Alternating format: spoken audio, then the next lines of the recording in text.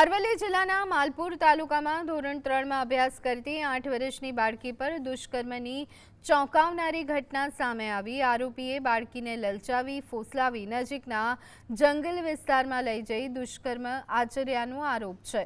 પોલીસે નાનાભાઈ રમણભાઈ ખાંટ નામના આરોપીની ધરપકડ કરી ઘટના સ્થળે લઈ જઈ રિકન્સ્ટ્રક્શન કર્યું છે। પોલીસ તપાસમાં આરોપી સામે 2 વર્ષ અગાઉ પણ મહિલા પર દુષ્કર્મનો ગુનો નોંધાયો હોવાનું સામે આવ્યું અને તે જામીન પર બહાર હોવાનું જાણવા મળ્યું છે।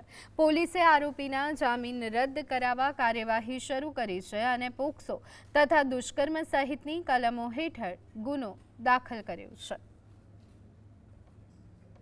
આ બનાવ અનુસંધાને જે આરોપી છે એના વિરુદ્ધમાં બીએનએસ અને પોક્સો એક્ટની કલમો નીચે દુષ્કર્મનો ગુનો દાખલ કરવામાં આવેલો છે।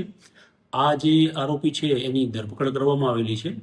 આ જે આરોપી છે એને આજથી 2 વર્ષ અગાઉ પણ એક અન્ય મહિલા હતી એની સાથે દુષ્કર્મ કરેલું, જે અંગે એની ધરપકડ કરવામાં આવેલી હતી। જે ગુનાના કામે આ આરોપી જામીન ઉપર હતો